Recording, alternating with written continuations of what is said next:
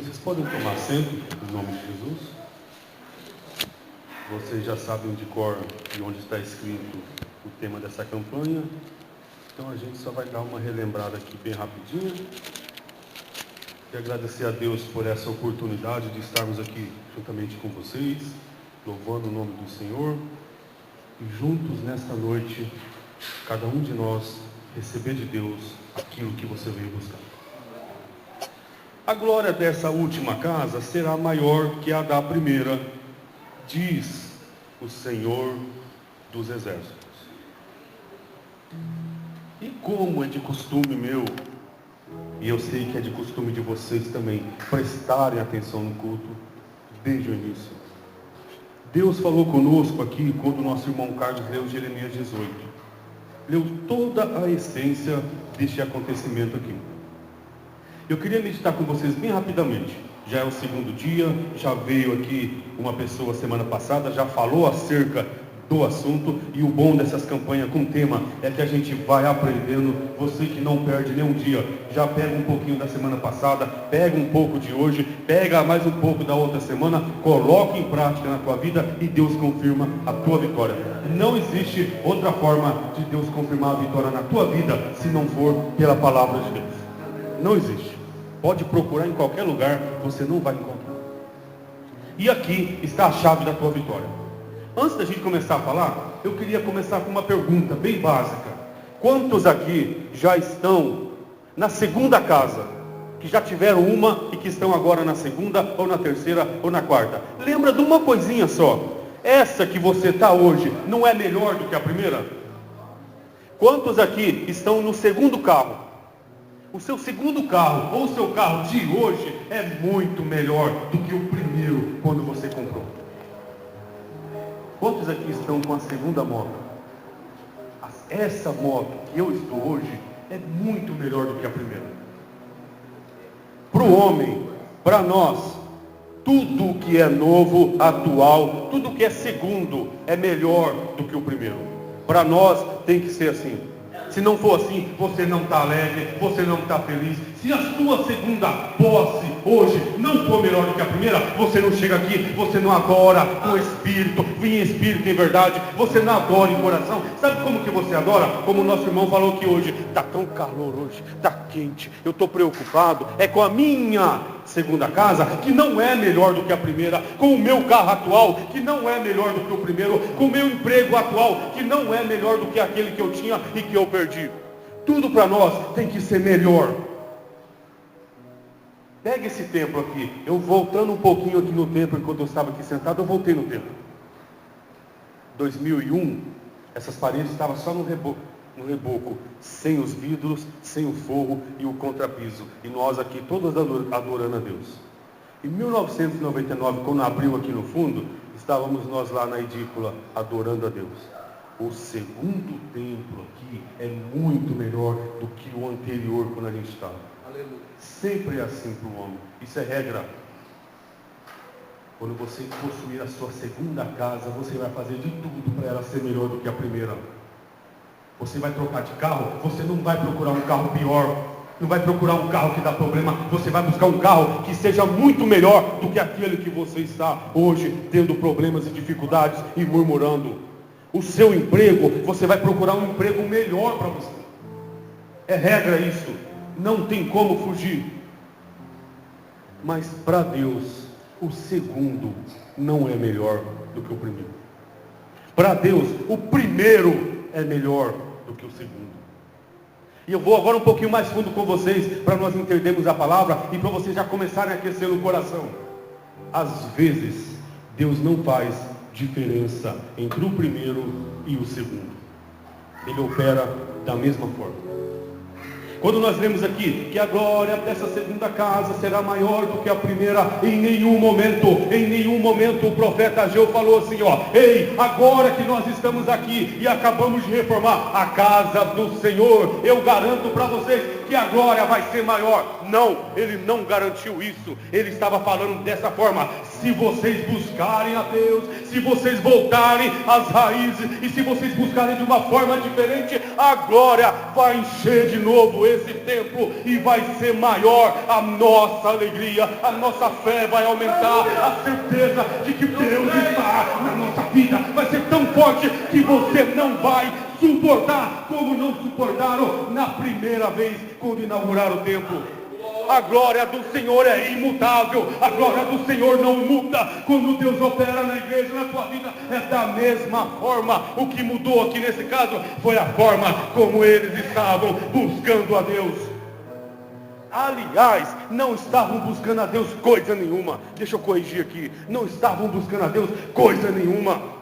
O profeta Ageu, o profeta Zacarias também. E a gente tem que ler o livro de Esdra, o livro de Neemias e um pedaço do livro de Esther para você entender o que Deus estava falando aqui.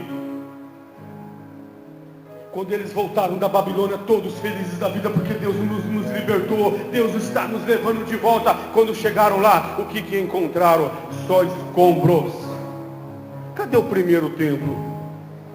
Cadê o primeiro templo faraônico, com paredes douradas, com madeira do Líbano, com pedras que foram dadas pelo rei de Ciro e pelo rei de Sidom, que levou até Jerusalém e falou, essas são as nossas melhores pedras. O rei de Tiro falou para Salomão, Salomão, eu te dou os meus melhores lenhadores para cortar madeira para você construir a casa de Deus. Sabe quem era o rei de Tiro e Sidom? O rei de Tiro e de Sidom era a região de onde saiu Jezabel. Salomão falou assim quando ele estava todo feliz da vida, o meu Deus me deu paz com os meus vizinhos e eu agora posso construir a casa de Deus. E os amigos vizinhos, toma aqui as ofertas para você construir a casa do seu Deus, os meus trabalhadores, toma, leva tudo, leva as pedras, as melhores madeiras e construa. Cadê esse templo quando eles chegaram lá? Cadê? A agonia, a tristeza por verem que tudo estava no chão e olharam e falaram assim, está tudo terminado. Agora eu pego a carona que o Carlos falou, está tudo terminado, acabou na nossa vida, não tem mais templo. Vamos um pouquinho mais fundo? Não tem mais sacerdotes, não tem levitas, não tem adoradores aqui. Se não tem templo, não tem adorador, não tem sacerdote e não tem sacrifício na casa de Deus. Acabou tudo para nós. Porque o primeiro, o grandioso, o que era bonito, o que tinha paredes quase que de ouro, uma coisa linda, uma maravilha da terra, foi destruído. E agora, o que nós vamos fazer? O que nós vamos fazer? Olha só, eu vou falar uma coisa para vocês e vocês apagam na mente. Quando aquele povo estava na Babilônia há 70 anos, uma classe de pessoas ficou em Jerusalém, sem porta, sem muro e sem templo. A cidade estava aberta, ladrão entrava, doença entrava, bandidos, salteadores, todos os povos entravam e faziam o que queriam na cidade. Não tinha porta, não tinha templo e não tinha muro. As pessoas passavam em Jerusalém e falavam assim, será que não existe homem nessa cidade? Será que não existe mulheres nessa cidade para reconstruir? Não existe. Quando você lê o comecinho do livro de Esdras, você vai entender o que o profeta quis falar. O profeta Ageu aqui, quando falou que a glória seria maior. Precisou, agora você vai fechar o teu olho e vai entender como Deus corrige a tua igreja quando Ele quer. Precisou Deus usar um ímpio. Rei Ciro, precisou Deus usar um ímpio e falar assim, ó, ei, Jerusalém, não tem mais o templo, não tem ninguém mais que adore lá. Cadê os homens e as mulheres de Deus que não estão lá, mas adorando a Deus e nem reconstruindo ou tentando reconstruir a vida? Cadê? Precisou Deus usar um ímpio.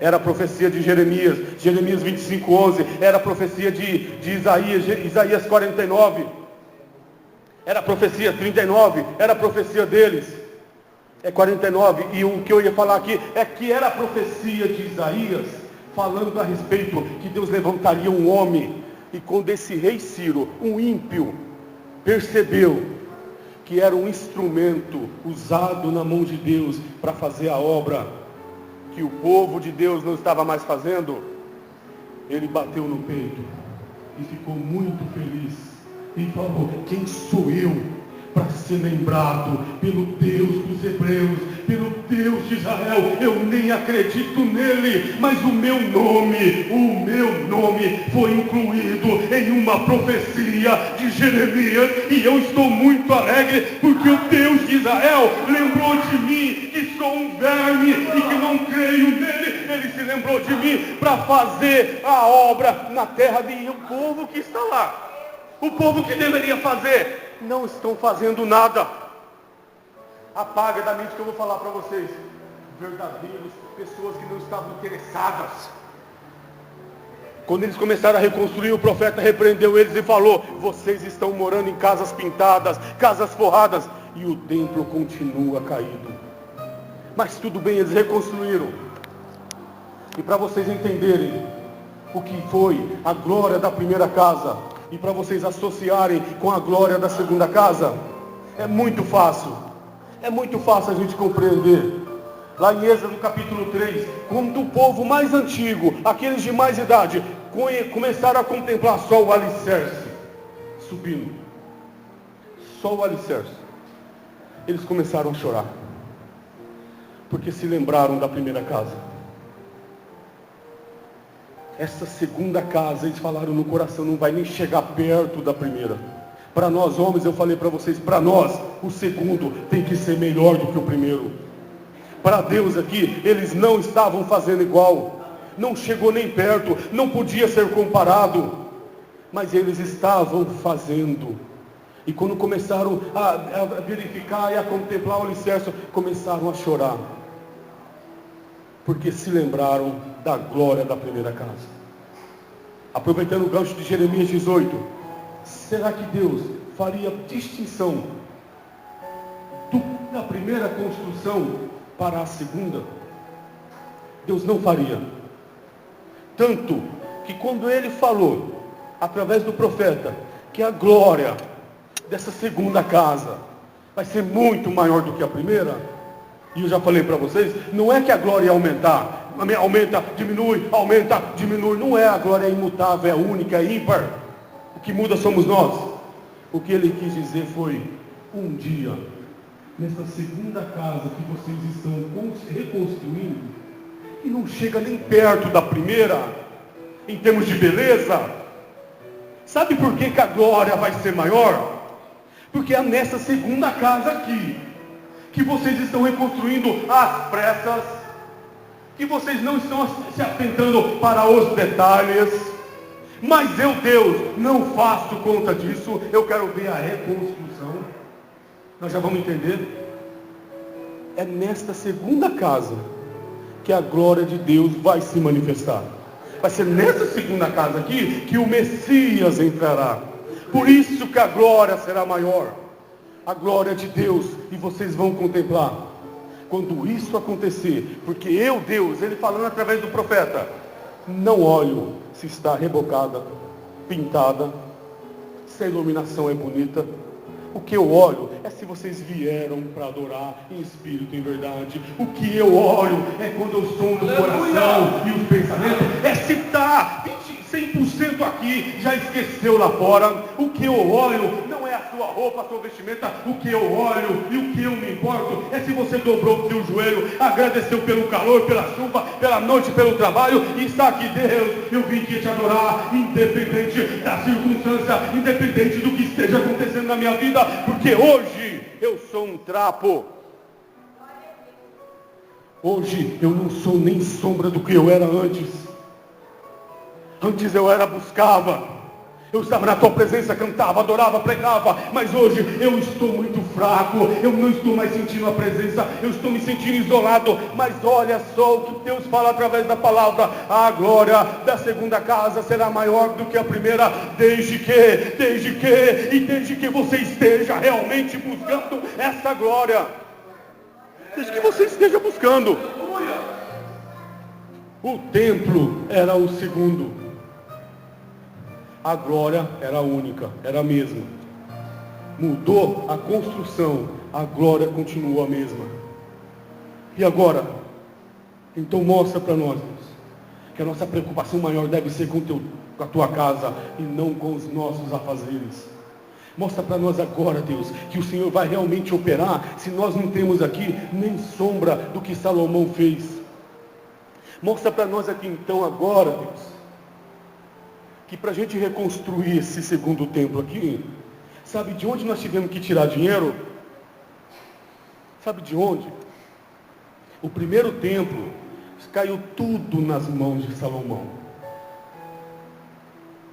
Os amigos, vizinhos e inimigos trouxeram para ele o material. Foram tão cuidadosos que falaram assim, ó, as pedras, quando a gente for lavrar elas fazem muito barulho. Então a gente vai lavrar as pedras lá e vai trazer pronta, para não perturbar o sono dos teus súditos. Pode fazer isso, Salomão? Pode. E agora o povo falando assim, Deus, nós não temos contribuições, ninguém nos ajudou.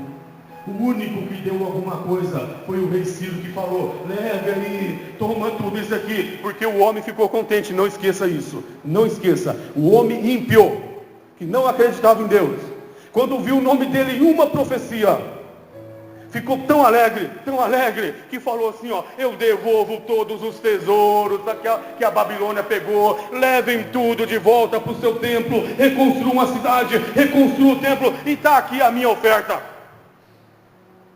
Só porque viu o nome dele em uma profecia. E por que isso aqui é um aprendizado para nós? O homem ficou tão alegre porque viu uma profecia se cumprir na tua vida. Eu fico imaginando se eles tivessem a certeza que o nome dele estivesse escrito no livro da vida, o que aquele homem não faria? Só pelo fato de ter o nome dele lembrado em uma profecia, alegrou ele sobremaneira. E nós temos a certeza, ou deveríamos ter, ou vamos caminhar buscando ela, como Paulo falou, eu não alcancei. Paulo falou aos Filipenses, eu não alcancei ainda, 3,14, eu não alcancei, mas eu estou correndo. E por que você está correndo, Paulo?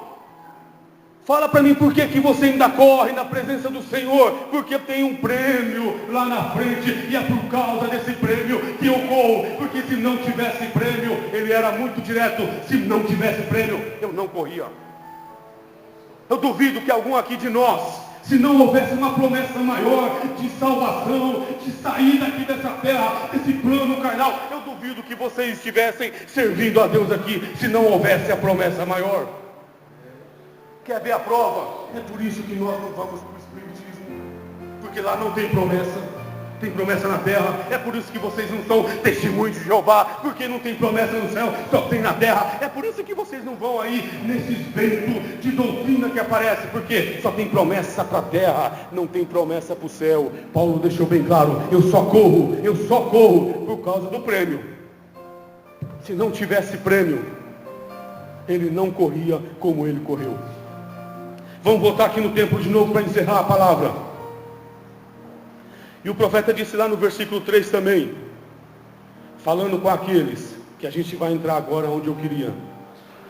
Se há alguém entre vós aqui, no versículo 3, que tendo ficado, não foi para a Babilônia, já estava com a idade muito avançada, viu essa casa na sua primeira glória, e como que você a vê agora, não está nem perto do que era antes. Não está. Não pode ser comparado. Depois foi destruído de novo, foi reformado no tempo do rei Herodes, mas não chegou perto daquilo que Salomão entregou para Deus. Mas o profeta só faltou falar uma coisinha aqui para o povo. Mesmo assim, este é o lugar onde vocês verão Deus operar na vida de vocês novamente. Vocês chegaram aqui, aqueles que ficaram e que não levantaram uma palha, mas tem uma explicação lógica, tá? Vamos levar aqui para vocês não pensarem que era um bando de preguiçosos, né? A Babilônia foi tão dura, a Babilônia foi tão cruel, os babilônicos, eles foram tão maus, profeta Joel, e o próprio Ageu falou, aquele povo que vem do norte, que vocês não conseguem nem falar o nome deles, porque eles não conseguem, até hoje. Esse dia eu estava ouvindo um louvor em hebraico, e eles não conseguem falar, é enrolado. Viram um trupé. Não conseguem falar Babilônia. Eles acabarão com vocês. Eles foram tão cruéis, que vocês lembram lá a história de Daniel. Eles levaram quem? Só os bonitinhos, os fortes e os inteligentes. Ficou em Jerusalém os pobres, os doentes e aqueles que não podiam produzir nada. Acabou com a cidade. Acabou. Os bonitinhos, inteligentes e fortes. Sabe por quê? Eles tinham na mente assim, o nosso império babilônico não vai sustentar doente. Nosso império babilônico não vai dar trabalho, recursos para ninguém. Quer ir lá, vai trabalhar e vai produzir. E quem aqui em Jerusalém? Aqueles que não podem fazer nada. E não podiam realmente. Vendiam almoço para comer a janta. Não podiam nem fazer horta porque não tinham aqueles que fabricassem enxada.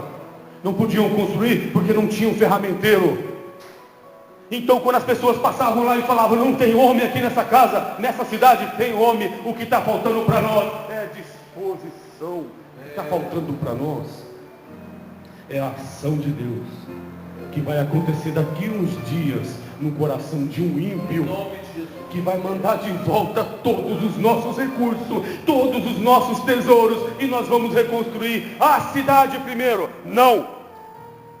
Zorobabel, quando chegou lá, viu a cidade sem muro, sem porta, totalmente desprotegida. Qual foi a primeira ação dele? Zorobabel falou assim, nós temos que reconstruir, não a cidade, não os muros, não as portas. A primeira coisa que nós vamos reconstruir é o templo, é o altar. Aí vocês de vez em quando aparecem aquelas pessoas para vocês falando, nem isso, você tem que fazer isso primeiro, você tem que fazer aquilo outro. Você tem que fazer aquilo que Deus coloca no teu coração. Veja só, Zorobabel, eu tenho que reconstruir. Eu não estou preocupado se a cidade tem muro, eu não estou preocupado se a cidade não tem porta. Eu estou preocupado é que a cidade está sem um templo onde ela adora e onde ela entrega o sacrifício verdadeiro para Deus. Eu estou preocupado é com isso. E eu não estou preocupado se os inimigos vão entrar e destruir de novo. Eu vou fazer a minha parte. Eu vou reconstruir primeiro o templo, o altar, para nós depois pensarmos no resto. Isso aí você vê quando você aceitou Jesus e chegou aqui todo problemático, cheio de vício, cheio de dificuldade, cheio de traumas. Quem já chegou assim aqui e aceitou Jesus desse jeito? Glória. Com vício, com trauma, bem, vamos falar igual a molecada fala, bem doido mesmo, bem doidão. Quem que aceitou Jesus assim? Ou será que alguém chegou aqui e aceitou Jesus? Eu estou tão feliz que eu vou até aceitar Jesus hoje como meu Salvador. Eu nunca vi isso não. Quando eu aceitei Jesus, eu cheguei na igreja lá na subsede do setor 5 com a camisa rasgada, cabeludo, não podiam nem olhar para mim. Eu falava para o povo, não me deixe ninguém sozinho comigo, porque eu não sei nem conversar com um crente.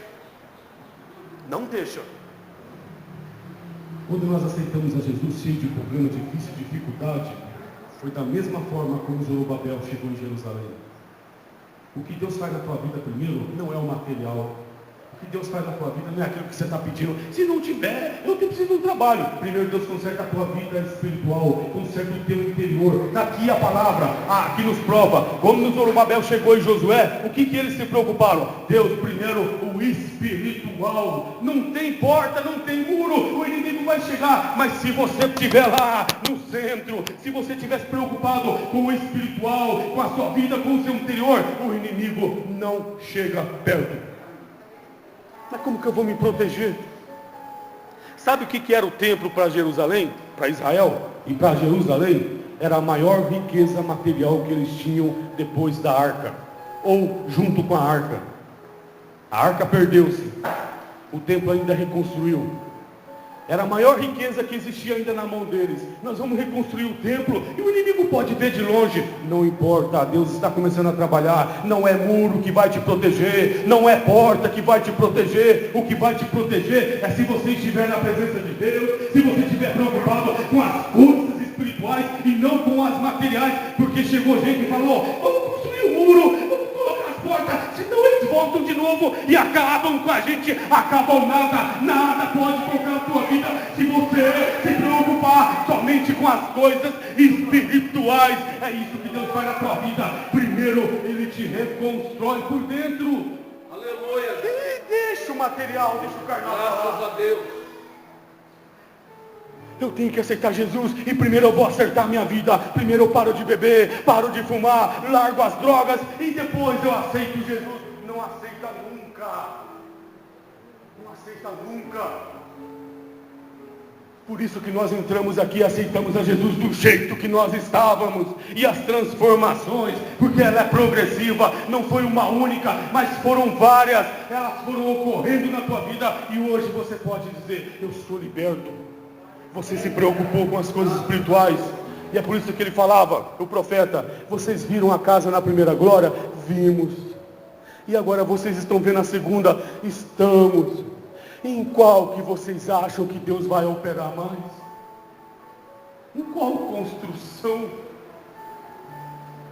Vocês acham que Deus vai operar muito mais do que operava lá? Porque Deus operou de uma forma no dia da inauguração, que a glória foi tanta que os sacerdotes saíram correndo para fora.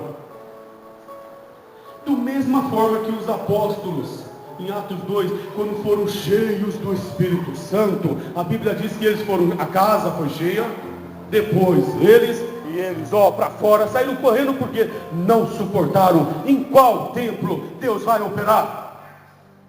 Não importa se é o primeiro, não importa se é o segundo, o importante é que o templo foi reconstruído. O local para Deus operar está de pé. O local para Deus operar está aqui nesta noite, louvando, adorando e já sentiu, eu creio, a presença dele. Porque o templo, hoje, o templo do Espírito Santo de Deus, onde Deus opera, é você. É você. Glória. Espera um pouco, mas a minha vida está destruída. Eu olho e não vejo mais condições, eu só vejo pecado, eu só vejo maldade, eu só vejo pensamentos, eu não tenho mais condições de servir a Deus. E quem é que disse que é você que escolhe a situação espiritual para você? Quem é que disse?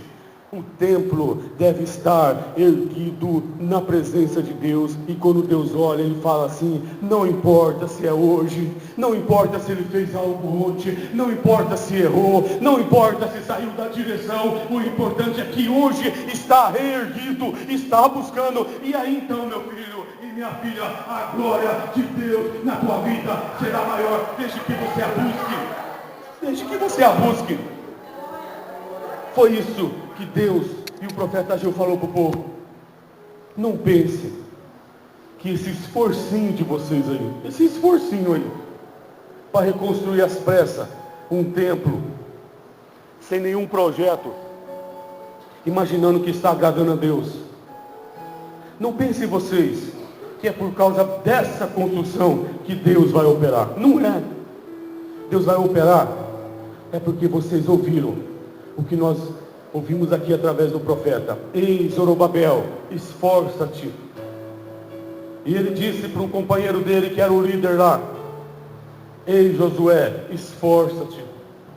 E Josué não aguentou, olhou para o povo e falou, povo, o povo de Israel, o povo de Jerusalém, que ficaram aqui 70 anos, sem fazer nada. Ah, mas nós temos desculpa, não tinha ferramenta. Levaram tudo embora. Tudo bem. Não tinha condição de fazer algo. Tudo bem que foi plano de Deus. Mas agora escutem uma coisa. O tempo de reclamação acabou. O tempo da murmuração terminou. O tempo de ficar com os braços cruzados acabou. E o tempo de ficar olhando para cima. Fala, Jesus. Aleluia. e ficar falando da vida de um e de outro. Esse tempo acabou. Meu Deus. O profeta falou para Zorobabel, Zorobabel para Josué, e Josué falou para o povo, porque ele era o líder. Acabou esse tempo, acabou o tempo da inércia. O que Deus quer de vocês agora é mão na massa, é na enxada, é na pá, é com a Bíblia, com a palavra, com a espada. Chega de preguiça, chega de não fazer nada. Nós temos grandes coisas para fazer na presença de Deus. E eu vou dizer mais, e nem profeta ele era, hein? Nem profeta ele era. Ele complementou: se nós fizermos, Deus vai operar e Deus vai nos recompensar. O tempo da inércia acabou. É tempo de trabalhar. E os recursos? Não, feche os seus olhos e quando você olhar para os lados, está lá a pedra, está lá o cimento, está lá tudo que vocês vão precisar, as ferramentas. Quando vocês olharem para os lados, vocês vão ver tudo preparado para vocês continuarem na obra. E os inimigos? E os samaritanos, para a gente encerrar? Os samaritanos, deixa que Deus cuida, tá? Deixa que Deus cuida dos samaritanos.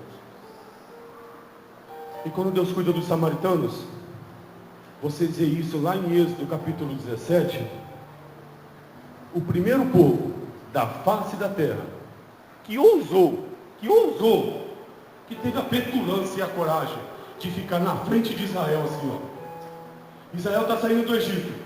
E o primeiro povo da face da terra, que teve a coragem de fazer isso, ó. Por aqui Israel não passa. Os amalequitas. Por aqui eles não passam. Aquele dia Deus falou assim: não se preocupe não. Com esse povo ali, agora a guerra é comigo. E quando Deus fala isso, esse povo, aquele povo desapareceu. Nunca mais vocês serão vistos na face da terra. Por quê? Porque vocês afrontaram o Deus de Israel. Com os amalequitas, Deus falou: a guerra é comigo. Pode ficar tranquilo, Moisés. Quando estava reconstruindo o templo, cheio de samaritano todo dia. Eu vou falar para o rei, que vocês estão trabalhando. Eu vou falar para o rei. É para falar para o rei mesmo, mas não o rei da terra. Fale para o rei dos reis que nós estamos trabalhando, que as nossas forças voltaram e que a nossa disposição, a nossa fé. Vai falar para o rei. Não esse reizinho aqui. Fala para o rei dos reis. Nós estamos trabalhando agora na obra dele. Fala, não se preocupe, faça a obra de Deus. O templo, se você olhar para a tua vida e falar: eu estou acabado, não tenho mais condições, não sinto mais a presença de Deus, lembra do templo aqui, ó. Foi destruído, queimado, jogado por terra. Foi reconstruído com a promessa de Deus operar. E Deus operou e a glória foi maior. Então o que nos resta? Qual dúvida ainda que paira sobre a nossa cabeça? Deus não me ama, Deus não vai operar, Deus não vai me usar nunca mais no louvor, no testemunho, na pregação, no ensino. Deus nunca vai me usar. Vai usar sim, a partir do momento que você se colocar de pé e Ele olhar e falar: agora dá para enviar a minha glória sobre aquele cidadão e sobre aquela cidadã. Agora dá. Eu sinto muito, mas antes não dava não. Deus não manda glória e não promete glória maior sobre o templo queimado e derrubado. Para receber a glória de Deus, o templo tem que estar em pé. É promessa de Deus.